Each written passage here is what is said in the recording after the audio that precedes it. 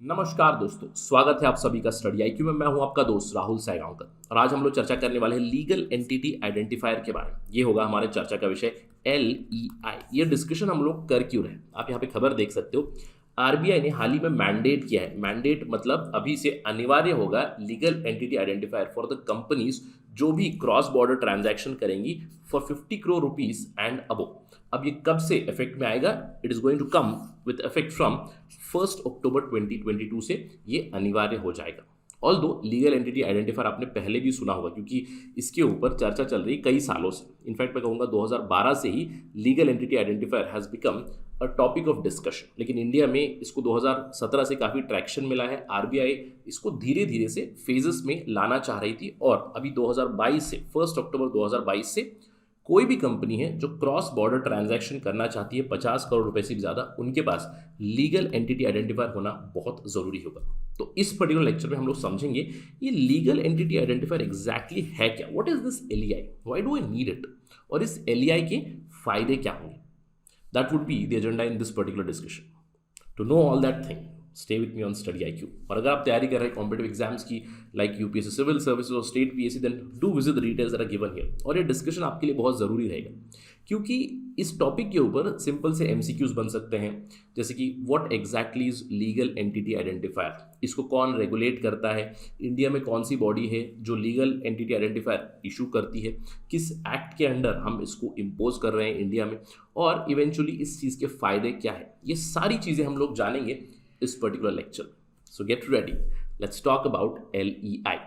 ये है आरबीआई की नोटिफिकेशन जिसके बारे में बात कर रहा था। आरबीआई ने नोटिफाई किया है that we are introducing legal entity identifier for cross border transaction and it would be mandatory. अभी 1 अक्टूबर 2022 से अनिवार्य होगा। अगर जो भी कंपनी है वो ट्रांजैक्शन करना चाहती है 50 करोड़ रुपए से भी ज़्यादा अमाउंट, 50 करोड़ या 50 करोड़ से ज़्यादा अमाउंट अगर क्रॉस बॉर्डर ट्रांजैक्शन करना चाहती है under FEMA foreign exchange management act 1999, then they need to have this LEI number. In fact RBI की नोटिफिकेशन ये भी कहती है कि बैंक्स एनकरेज करे 1 अक्टूबर 2022 से पहले ही कि जो भी कंपनीज है वो ऑटोमेटिकली LEI ले ले, ताकि मैंडेटरी होने के बाद उन कंपनीज को कोई प्रॉब्लम ना हो। यानी कि कोई भी single payment transaction of 50 crore and above, LEI for both the company should be know. और ये अप्लीकेबल होगा NEFT और RTGS ट्रांजैक्शन के ऊपर। हम क्वाइट श्योर कि व्यूवर्स इसको जानते हैं। हम लोग यूज़ करते हैं IMPS, NEFT और RTGS। NEFT का मतलब है national electronic fund transfer, RTGS is real time gross settlement, जहाँ पे हम लोग बड़ी अमाउंट एक अकाउंट से दूसरे अकाउंट में ट्रांसफर करते हैं। और आपको ध्यान रखना है, अगर आप एक इंडिविजुअल कस्टमर है और अगर आप 50 करोड़ रुपए की डीलिंग कर रहे हैं, then there is no need for LEI। आपको ध्यान रखना है ये legal entity identifier it is required for a firm और फॉर अ कंपनी। और यहाँ पे एक बहुत ही इंटरेस्टिंग चीज़ हम लोग देखेंगे, क्या है, it's called as fine print. क्या होता है ये देखिए, अभी तो नोटिफिकेशन में आया कि 50 करोड़ रुपए से भी ज़्यादा अगर ट्रांजैक्शन करनी है तो LEI अनिवार्य बनेगा। लेकिन अगर आप नोटिफिकेशन में पढ़ोगे यहाँ पे, once an entity has obtained the LEI number, legal entity identifier number, it must be reported for all transaction for that entity irrespective of the transaction size। यानी कि ऑल दो 50 करोड़ से भी ज़्यादा अगर ट्रांजैक्शन करनी है तो LEI लेना ही लेना है, लेकिन एक बार LEI रजिस्टर हो गया बैंक के साथ तो उसके बाद for every transaction that LEI would be noted. अब आप ये सोच रहे होंगे कि सर एग्जैक्टली ये LEI है क्या, what exactly is this legal entity identifier. Let me tell you simple terms में। देखिए, मैं हूँ, मेरी एक कंपनी है, राइट, कंपनी X मेरी कंपनी है जो ट्रांजैक्शन करना चाहती है। मैं 50 करोड़ रुपए, एक दूसरी कंपनी है, this company is in India, right, of course I am in India, so this company is in India. और एक और कंपनी है Y जिसको मैं 50 करोड़ रुपए भेजना चाहता हूँ, और ये कंपनी समझ लीजिए यूनाइटेड स्टेट्स ऑफ अमेरिका में। इसको मैं 50 करोड़ रुपए भेजूंगा और ये मुझे 50 करोड़ रुपए की कोई इक्विपमेंट वगैरह कुछ भेज, इंपोर्ट एक्सपोर्ट का बिजनेस है, आई एम सेंडिंग मनी और ये लोग मुझे कुछ भेजेंगे, दैट्स द बिजनेस। अब इस कंपनी X के पास LEI होना चाहिए, इस कंपनी Y के पास भी LEI होना चाहिए, ये आपको समझना है। This is a simple transaction. अब इंडिया में समझ लीजिए मैं स्टेट बैंक ऑफ इंडिया से ट्रांजैक्शन कर रहा हूँ, तो SBI जब भी ये ट्रांजैक्शन करेगा तो मुझे पूछेगा कि भाई आपके पास LEI है नहीं, मैं बताऊंगा यस। जिसके अकाउंट में ट्रांजैक्शन हो रहा है, जिस बैंक के अकाउंट में जा रहा है इन USA, उनका LEI है क्या नहीं, obviously they have to provide, then the transaction would be complete and both of these things would be noted. अब आपके दिमाग में एक सवाल आ रहा होगा, सर क्यों इतना अननेसेसरी हैसल चल रहा है, इसके क्या फ़ायदे होंगे। संक्षिप्त रूप में समझते हैं इस चीज़ को, ऑल्दो इसकी बेनिफिट्स को हम लोग अंत में भी समझेंगे, लेकिन सिंपल टर्म्स में अभी कॉमन सेंस हमें क्या बता रहा है कि जब मैं कंपनी ओपन करूंगा तो मैं अपनी सारी डॉक्यूमेंट्स दूंगा, केवाईसी इज मैंडेटरी, तो PAN number, TAN number, GST number, all these things are already with the bank. तो सर फिर ये एलईआई की क्या ज़रूरत है। देखिए, अगर हम लोग इंडिया की बात करें तो एसबीआई के साथ मेरी सारी डिटेल पड़ी हुई है, but what about this company, इसकी detail that would be only LEI because it is based in United States of America.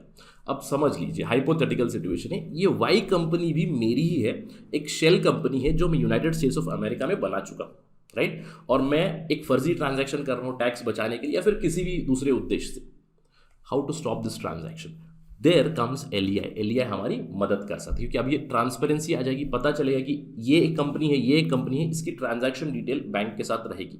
और हर साल ये ट्रांजैक्शन डिटेल यानी कि ट्रांजैक्शन नंबर जो रहेगा, एलईआई नंबर होगा, इसको रीन्यू कराना पड़ेगा, जिससे मुझे पता चलेगा कि company is working and where this money is going. क्योंकि जब ये ट्रांजैक्शन करेंगे कहीं और, then that LEI is again noted, तो पैसा कहाँ राउट हो रहा है, क्या हो रहा है पैसों के साथ, we will know. It will bring more and more financial transparency throughout the world. I hope कि इस एग्जाम्पल से आपको समझ में आ गया कि एलईआई का क्या फायदा होता है। अब एग्जैक्टली एलईआई है क्या, नाम से ही पता चल रहा है, एक आइडेंटिफायर है। ये आइडेंटिफायर क्या है, एक 20 कैरेक्टर का अल्फा न्यूमरिक कोड है या फिर अल्फा न्यूमरिक नंबर है, जिसको ISO 17422 स्टैंडर्ड्स के तहत डेवलप किया गया। और ये ISO इंडियन स्टैंडर्ड नहीं है, this is international organisation for standardisation, जिसके तहत ये डेवलप किया गया। तो 20 कैरेक्टर का एक कोड है, जिसमें पहले 4 कैरेक्टर ये लीगल ऑपरेटिंग यूनिट का आइडेंटिफायर है। मैंने आपसे कहा कि अगर ट्रांजैक्शन हो रही है तो मेरे पास एक एलईआई रहेगा, ये मुझे एक ऑपरेटिंग यूनिट देगा। तो इस ऑपरेटिंग यूनिट का आइडेंटिफिकेशन रहेगा फर्स्ट 4 नंबर्स, ये बाकी जो नंबर्स है ये मेरा आइडेंटिफायर रहेंगे, मेरी कंपनी के आइडेंटिफायर रहेंगे, और ये वेरिफिकेशन कोड रहेगा for that particular transaction, right. I hope it's clear. अब सवाल ये उठता है कि सर आपकी कंपनी है एक्स, तो आपने ये लीगल एंटिटी आइडेंटिफायर लिया कहाँ से, from where did you take this, कहाँ पे आपने खुद को रजिस्टर किया, क्या इसकी वैलिडिटी है। देखिए, पूरे विश्व में ये जो एलईआई का सिस्टम है, इसको रेगुलेट करता है global entity identifier foundation, GLEIF। Although ये खुद डायरेक्टली एलईआई को इशू नहीं करता है, लेकिन एक फाउंडेशन है जिसका हेडक्वार्टर्स है बेसल, स्विट्जरलैंड में, जो रेगुलेट करता है। मतलब क्या करेंगे, ये GLEIF ये दूसरे इंस्टीट्यूशन जो है, ऑर्गेनाइजेशन है, जिसको एक्रेडिट करते हैं। कि समझ लीजिए इंडिया में, अब इंडिया में क्या करेंगे, इंडिया में एक ऑर्गेनाइजेशन है ABC ऑर्गेनाइजेशन, जिसको इन्होंने लाइसेंस दिया हुआ है कि आप एलईआई को इशू करें। तो मैं क्या करूंगा, मैं इस ABC कंपनी के पास जाऊंगा या फिर फर्म के पास जाऊंगा और कहूंगा मुझे एक एलईआई चाहिए। ये सारे रिक्विजिट डॉक्यूमेंट्स लेंगे और मुझे एक लीगल एंटिटी आइडेंटिफायर देंगे। तो ये नंबर पूरे विश्व में एक कॉमन नंबर रहेगा, राइट। अब एलईआई वैलिड रहेंगे 1 साल के लिए, और अगले साल मुझे फिर से उसको रीन्यू कराना पड़ेगा। अब ये क्यों होता है, 1 साल के लिए क्यों है। देखिए, अगर कोई शेल कंपनी है वो वर्क कर रही है या नहीं, ये पता चलेगा हमें अगर वो रिन्यू करते रहेंगे एलईआई को, इसीलिए it brings more and more transparency. अब मैं इंडिया की बात कर रहा था, तो इंडिया में अगर मुझे लीगल एंटिटी आइडेंटिफायर चाहिए तो मैं कहाँ से लूँगा। एक पर्टिकुलर कॉरपोरेशन है, legal entity identifier India limited. ये कंप्लीटली गवर्नमेंट ऑफ इंडिया की बॉडी है। It comes under the clearing corporation of India limited. It's a wholly owned subsidiary of CCIL, जिसको एक्रेडिट किया है global legal entity identifier foundation. तो अगर मुझे एलईआई चाहिए तो मैं भाई इसके पास जाऊंगा, इसकी वेबसाइट पे जाऊंगा, on this particular website I will simply register my company, मेरे कंपनी की सारी डिटेल्स दूंगा, तो ये लोग मुझे एक एलईआई देंगे जो मैं अभी ट्रांजैक्शन के लिए इस्तेमाल कर सकता हूँ, और इसकी वैलिडिटी होगी 1 साल from the date of registration. उसके बाद मुझे फिर से रीन्यू करते रहना है, ऑलराइट। अब सवाल ये उठता है कि सर ये जो लीगल एंटिटी आइडेंटिफायर है, इसकी ज़रूरत पड़ी ही क्यों, और शुरुआती दौर में कब आया, क्यों आया, why was the need of this field. अगर ये इतना ज़रूरी था तो हम लोग इतने दिनों के बाद या फिर इतने सालों के बाद इसको क्यों ला रहे हैं। देखिए, आपको याद होगा सन 2007-8 में एक ग्लोबल फाइनेंशियल क्राइसिस आया था, एक बहुत ही बड़ा रिसेशन आया था, सब प्राइम क्राइसिस कहते हैं। It started from United States of America. अब जब ये क्राइसिस हुआ, इस क्राइसिस ने विश्व के सारे देशों को परेशान कर रखा था। Although India was a little safer, but India के ऊपर भी इम्पैक्ट ज़रूर हुआ था, इज़न्ट इट। दूसरी सारी जो देश थे, यूरोपियन यूनियन के जो देश थे, अमेरिकन कॉन्टिनेंट में जो दूसरे देश थे, उनके ऊपर इम्पैक्ट ज़रूर हुआ था। अब इस रिसेशन के बाद पूरे विश्व में इस क्राइसिस ने बताया कि ऐसी एक चीज़ की ज़रूरत है जहाँ पे हमें फाइनेंशियल ट्रांजैक्शंस को, फाइनेंशियल इंस्टीट्यूशंस को आइडेंटिफाई करना चाहिए। क्यों? क्योंकि अगर हम लोग आइडेंटिफाई कर पाएंगे तो हम लोग रिस्क असेस कर पाएंगे। Will be able to assess the risk, analyse the risk कि किस कंपनी में कितना पैसा जा रहा है, इस कंपनी ने किस देश में पैसा डाला है, क्या ये फंड्स वोलेटाइल है, ये लोग कब इन्वेस्ट कर रहे हैं, कब निकाल रहे हैं, इन सारी चीज़ों के बारे में इंफॉर्मेशन हमें रहेगी। यानी कि we will be able to surveil the financial situation all over the world in a better way.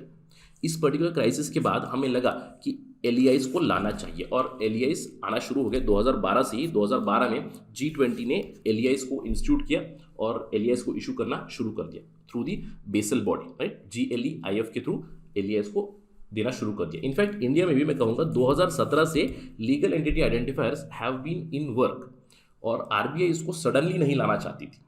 RBI wanted to bring it in phases ताकि जो भी कंपनीज भी है उन्हें परेशानी ना हो इन terms of their financial transactions. तो अभी 1 अक्टूबर 2022 से अनिवार्य हो जाएगा किसी भी कंपनी के लिए, अगर वो 50 करोड़ की ट्रांजैक्शन कर रहे हैं क्रॉस बॉर्डर एंटिटी के साथ, they need to have this legal entity identifier. अब इसके फायदे क्या हैं? ऑलरेडी मैंने आपको फायदे बहुत सारे बता दिए। सबसे पहली चीज़ होगी कि ग्लोबल ट्रांजैक्शन में एक ट्रांसपेरेंसी आ जाएगी। अगर ट्रांसपेरेंसी आ जाएगी, आरबीआई इस चीज़ को मैंडेटरी कर रहा है, तो इंडिया भी इंटरनेशनल स्टैंडर्ड्स से जुड़ रहा है। इसका मतलब क्या है कि बिजनेस एनकरेज होगा इंडिया में, people will invest more in India, more FDI will come, more transparent transactions will take place and better global financial development will take place, right. अब फर्म्स के लिए क्या फ़ायदा? अगर मेरी फर्म है, मैंने बताया था मेरी फर्म एक्स है जिसको एक एलईआई मिला है, तो इससे क्या होगा? मैं भी सारे रूल्स एंड रेगुलेशंस को कंप्लाई कर रहा हूँ। अगर समझ लीजिए मेरी आइडेंटिटी पता है, मेरी सारी regulatory requirements completely full proof है, तो अगर मैं दूसरे देश के साथ डील करना चाहता हूँ, दूसरी देश की कंपनी के साथ डील करना चाहता हूँ, then it would be very easy for me.